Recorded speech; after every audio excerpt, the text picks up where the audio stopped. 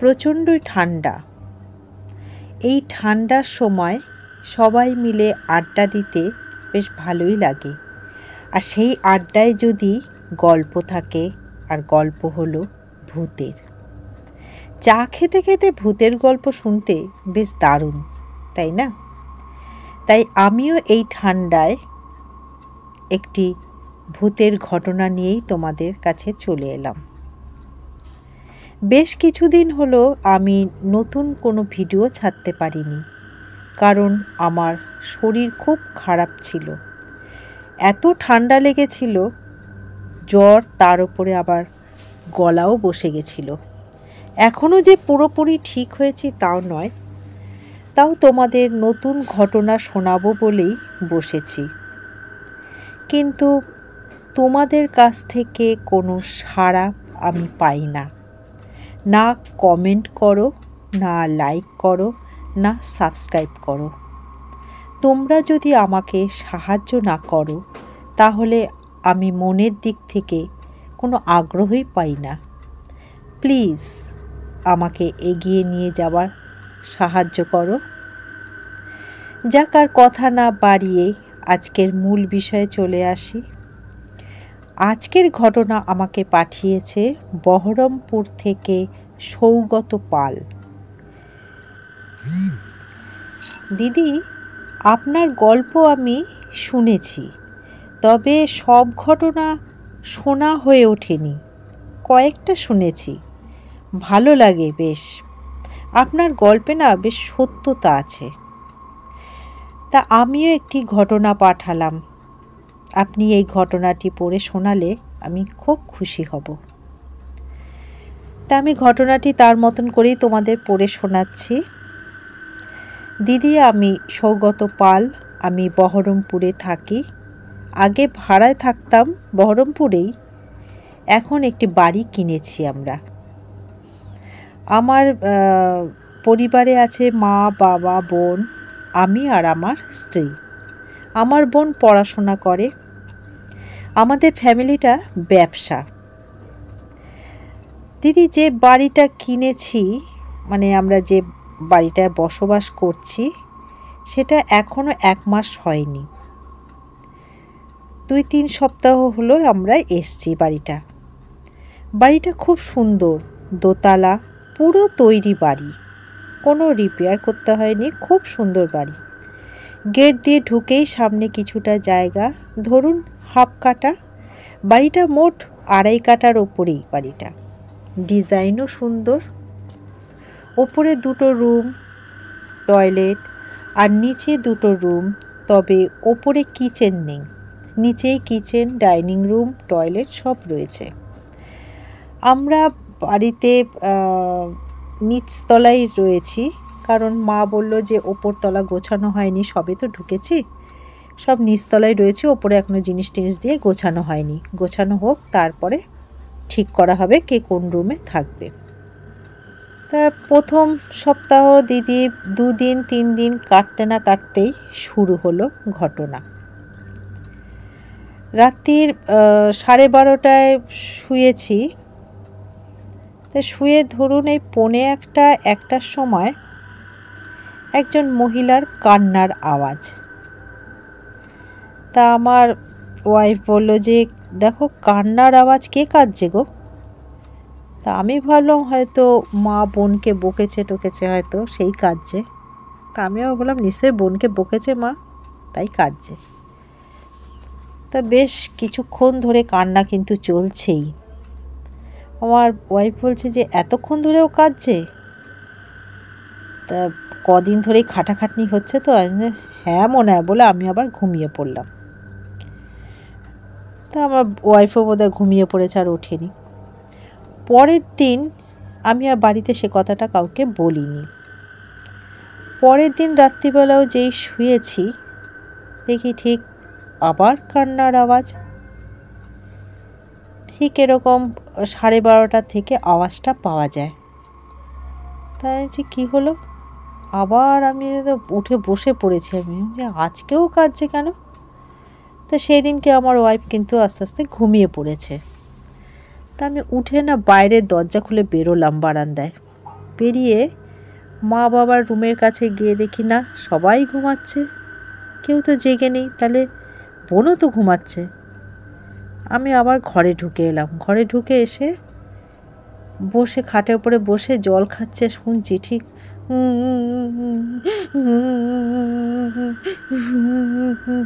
এরমভাবে কেঁদেই যাচ্ছে। একবার ভাবলাম ওয়াইফকে ডাকি ওকে, তবে চিন্তা করলাম না, ও ঘুমাচ্ছে থাকে, বুঝতে আর পারছি না।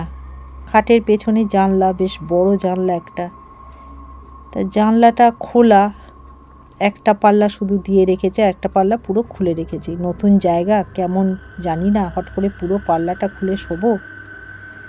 তো ওই জায়গাটা দিয়েও পেছনটা তাকাচ্ছে, আমার যেন মনে হচ্ছে জানলার ওইখান থেকে পেছনটা দিয়ে আওয়াজটা আসছে।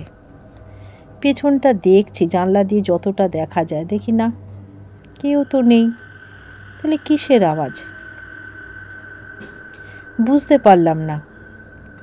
তাই শুয়ে পড়লাম। শুয়ে না মানে ঘুমটা আসছে না। এরকম যদি কানে একটা আওয়াজ আসে, যদি ঘুম পেয়ে যায় ঘুমিয়ে পড়লাম সেটা আলাদা, কিন্তু ঘুমাইনি তা সত্ত্বেও যদি একটা কান্নার আওয়াজ আসে, তখন কি আর ঘুমানো যায় বলুন? ঘুমটা ঠিক হলো না। পরের দিন সকালবেলা আমি আমার ওয়াইফকেই বলছি যে দেখো, এরকম কালকেও দেখছি রাত্রিবেলা এরকম কান্নার আওয়াজ। তা বলছে যে তোমাকে তো সেদিন বললাম, পরশুদিন তুমি বললে কি না বোন কাঁদছে।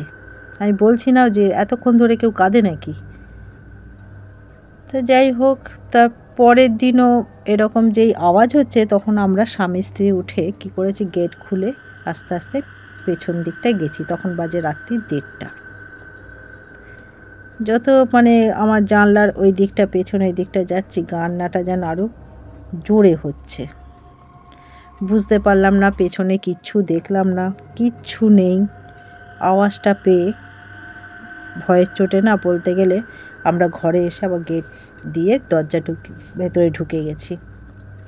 মাকে আর বাবাকে সকালবেলা বলিনি, কি জানি ওরা ভয় পাবে এই ভেবে আর কিচ্ছু বলিনি। এরম করে বেশ 3-4 দিন চলছে। আরেকদিন রাত্রিরে আমার বোন উঠেছে, তখন বাজে 1:45। ও রান্নাঘরে ঢুকছে আর কি জল খেতে। রান্নাঘরে যেতে বারান্দা আমাদের একটা যে ডাইনিং রুমে, ওখানে একটা জিরো লাইট জ্বালানো আর কি রয়েছে। তা জিরো লাইটে তো পুরো পরিষ্কারে দেখা যায় না, তাও আবছা তো কিছু দেখা যায়। তো যখন ও ভাবছে ওখানে বারান্দার লাইটটা না জ্বালিয়ে ডাইনিং রুমে, ও ভাবছে রান্নাঘরে ঢুকেই লাইটটা জ্বালাবে। তা রান্নাঘরে ঢুকছে যখন, দেখে রান্নাঘরের দরজার বাঁদিকে একজন মেয়ে দাঁড়িয়ে রয়েছে। তো ও ভেবেছে বোধহয় বৌদি। তো রান্নাঘর দিয়ে ঢুকছে, বলছে ও বৌদি তুমি এখনও ঘুমাওনি, এখানে দাঁড়িয়ে রয়েছো, জল খাবে? তাকে কিছু উত্তর দিচ্ছে না, চুপচাপ। তো বৌদি ওরম না তাকিয়ে কথাটা বলছে, রান্নাঘরে ঢুকে আছে, ঢুকে লাইটটা জ্বালিয়েছে। জ্বালিয়েই বোতলটা নিয়ে আর কি দরজার দিকে তাকাচ্ছে, তাকিয়ে খাবে। তখন দেখে আর কেউ নেই। কী হলো, দাঁড়িয়েছিল, যদিও ঘরে ঢোকে তাহলে তো দরজা খুলে ঢুকবে বা দরজাটা দেবে, আওয়াজ হবে। যদিও বাথরুমে যায় তাহলেও তো আওয়াজ হবে। কী হলো, আমি তো শুধু বোতলটা নিলাম, এর মধ্যে কোথায় গেল? সঙ্গে সঙ্গে বোন বাইরে এসে দেখে নেই। তো ভাবছে বোধহয় হয়তো বৌদি ঘরে ঢুকে গেছে, দরজাটা খোলা ছিল, আবছা হয়তো আমি বুঝতে পারিনি। তাও জল টল খেয়ে লাইট নিভিয়ে এসে আবার শুয়ে পড়েছে। পরের দিন সকালবেলায় ও উঠে বৌদিকে বলছে, ও বৌদি তুমি রাত্রিবেলায় ঘুমাওনি? তো বলছে কেন? তো বলছে না, তোমাকে দেখলাম আমি 1:45-র সময় উঠেছিলাম জল খেতে, ঘরে জল ছিল না, তা জল খেতে ঢুকেছিলাম, দেখি তুমি রান্নাঘরের দরজার বাঁ দিকে দাঁড়িয়ে রয়েছো। আমি তোমাকে বললাম, জিজ্ঞাসা করছি, ও বৌদি ঘুমাওনি এখনও, তুমি দাঁড়িয়ে আছো, জল খাবে? বৌদি আমিও তো জল খাবো বলেই আসছি, তুমি জল খাবে? ও মা, তুমি দেখি কোনো উত্তরই দিলে না। তো বৌদি বলছে না তো, আমি তো কালকে ঘুমিয়ে পড়েছি। তা আমিও আবার তাকিয়ে রয়েছি, আমি তুই কী বলছিস মনে দি? বলে হ্যাঁ রে দাদা, কালকে তো বৌদি দাঁড়িয়েছিল। ও বৌদি না না, আমি দাঁড়াইনি তো, আমি তো ঘরে ঘুমাচ্ছিলাম। কালকে আমার খাটনিও হয়েছে প্রচণ্ড, গোছাতে পড়ে ঘরেগুলো, আমার খাটনিতে আমার কালকে ক্লান্ত এত ছিলাম, আমি শুয়ে পড়েছি, ঘুমিয়ে পড়েছি। তখন আমার মাও বকে উঠলো, ধুর তুই কাকে না দেখেছিস, হয়তো কোনো দেখেছিস অন্ধকারে, বুঝতে পারিসনি। তো বলছে না মা, দাঁড়িয়ে ছিল মা। তা ওকে কথাটা কেউ গুরুত্ব দিল না। তা আমার মনের মধ্যে একটা খটকা লাগলো যে এরকমও বলছে জোর দিয়ে, আবার এদিকে কান্নার আওয়াজও পাচ্ছি, জিনিসটা কি হচ্ছে। তার পরের দিনও এরকম বাবা উঠেছিল রাত্রিবেলায় বাথরুমে, হয়তো 3টে 3:30 এরকম হবে বোধহয়, আমি ঠিক জানি না। বাবা বলছে আমি টাইমও দেখিনি। তা বাথরুমে গেছিলাম, যেন মনে হলো যে ডাইনিং রুম থেকে রান্নাঘরে কে যেন চলে গেল। তা বাবা বলল আমি অত ঘুমের চোখ, আমি অতটা খেয়াল করলাম না। আমি আবার দাঁড়িয়ে পড়লাম, দাঁড়িয়ে দেখলাম না কিছু না, তাহলে আমারই বোধহয় ঘুমের চোখে আমি ভুল দেখছি। আমি আবার বাথরুম ঘুরে আমি আবার শুয়ে পড়েছি। তো এই কথাটা শোনার পর থেকে আমার মনের মধ্যে একটা সন্দেহ যাচ্ছে না যে রোজ রাত্রিরে কদিন শুনলাম, আবার একদিন শুনিনি, আবার তারপর দিন থেকে আবার এরকম কান্নার আওয়াজ শুনছি। বোন দেখছে দাঁড়িয়ে রয়েছে, বাবা দেখছে এরকম কে যেন চলে গেল। আমার জিনিসটা যেন কেমন লাগছে। তা বাবা সকালবেলায় রাস্তায় ভোরবেলা হাঁটতে যায়। তা হাঁটতে হাঁটতে ওই আমাদের রাস্তা থেকে বেরিয়ে মোড়ের মাথায় একটা চায়ের দোকান আছে।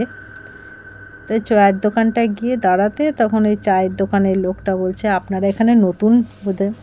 তা আমার বাবা বলছে হ্যাঁ, ওখানে ওই বাড়িটা কিনেছি, এই 2 সপ্তাহ হলো এসছি সবে।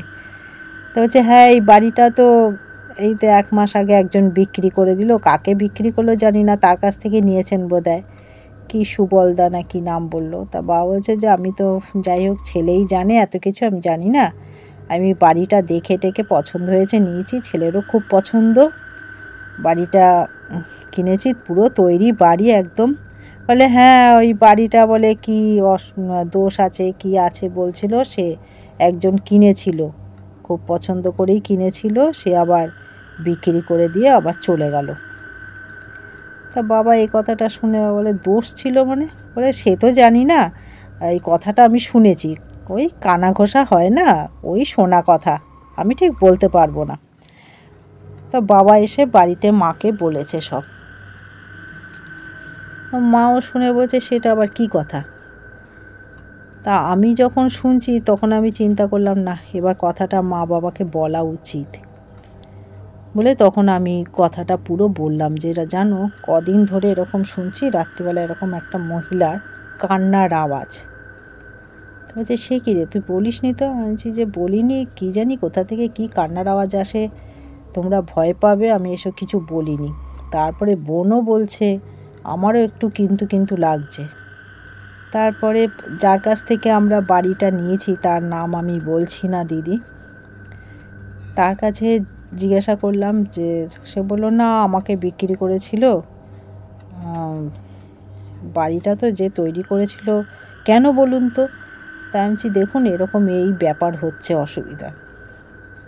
তো বলছে কই, উনি তো সেরকম কিছু বলেনি, আমাকে তো বিক্রি করলো, আমিও নিলাম, তারপরে আপনার সঙ্গে যোগাযোগ হলো, আপনি বললেন দেখে আমি বললাম একটা বাড়িটা বিক্রি করব আমিও, তা আপনার সঙ্গে যোগাযোগ হলো, আপনি দেখেই পছন্দ করে নিলেন, এতে আর আমার কি দোষ বলুন? আমি বলছি না না, আপনার কোনো দোষ না, আমি বলছি এরকম জিনিসটা প্রায় হচ্ছে, অসুবিধাও হচ্ছে। তা যে ঠিক আছে, ওখানে নাকি একজন গুণিন নাকি আছে, তাকে একটু দেখান বলুন। তা আমি গিয়ে সেই গুণিনকে বললাম সমস্ত, সে এসে দেখলো, দেখে টেকে পুরো বাড়িটা চারপাশ ঘুরে দেখলো, দেখে টেকে আমার যে ঘরটায় থাকি আমি এখনও, সেই ঘরটার পেছন দিকে আওয়াজটা হয়। উনি বললো এই জায়গাটা খুঁড়ুন তো দেখি।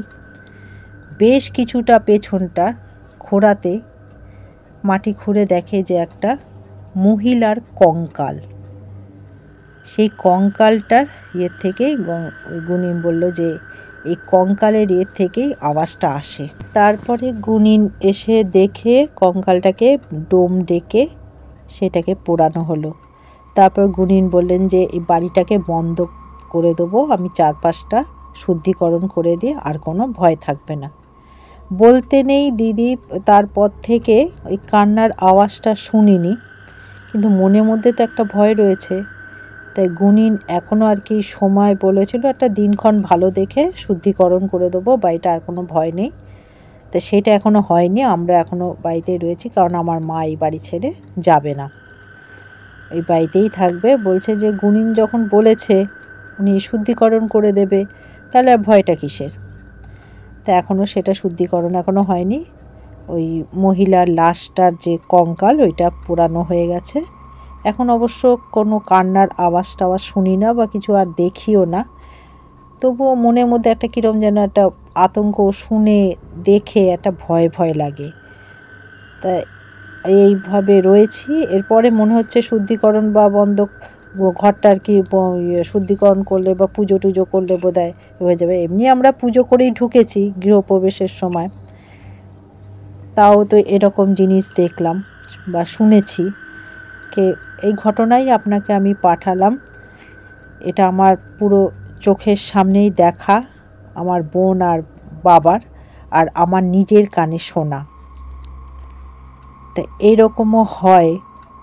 যাই হোক, আরেকটা ঘটনা আমি বলছি দিদি, জিনিসটা এটা আমার বলা হয়নি লাস্টে। পাশে একজন শুনেছিলাম, তারা অনেক পুরনো বাসিন্দা ওখানকার। এই মেয়েটি নাকি কোনো কোথায় থাকে মেয়েটিকে চিনত না। অনেক ধরুন কয়েক বছর আগে এই মেয়েটিকে নিয়ে এসে ওই জায়গাটায় মেরে পুঁতে দিয়েছিল, কয়েক বছর আগে। এটা আরেকজনের মুখে শুনেছিলাম কথাটা। তা সেই মেয়েটিকে নাকি কোথা থেকে নিয়ে এসছে, কী হয়েছিল অত জানিও না, মেরে ওই জায়গাটা ফাঁকা ছিল তখন, ওখানটায় পুঁতে দিয়েছিল। পুঁতে দিয়ে তারপর তার কেউ জানেও না। কিন্তু বাড়িটা তো হয়েছে ওর থেকে একটু এগিয়ে, ধরুন 3-4 ফুট এরকম জায়গা থেকে এগিয়ে বাড়িটা করেছে। ওর ওপরে যদি ভিতটা হতো তাহলে বোধহয় কঙ্কালটা দেখা যেত, ওখানটা তো হয়নি। সেই জন্য ওই মেয়েটির কান্নার আওয়াজ শোনা যেত। ওরাও এ কথা বলছে, গুনিনও তাই বললো যে মেয়েটির কঙ্কালটা থেকেই আওয়াজটা আসছে, তার কোনো হয়নি, পোড়ানো হয়নি, ওই জন্য ওখান থেকে আওয়াজ আসছে। এই ছিল আমার ঘটনা, এটা আপনাকে পাঠালাম। আপনি যদি আপনার চ্যানেলে পড়ে শোনান তাহলে আমার খুব ভালো লাগবে। আজকের ঘটনাটা পড়ে তোমাদের কেমন লাগলো তোমরা জানিও, কারণ এরকম ঘটনা তো হামেশাই হচ্ছে।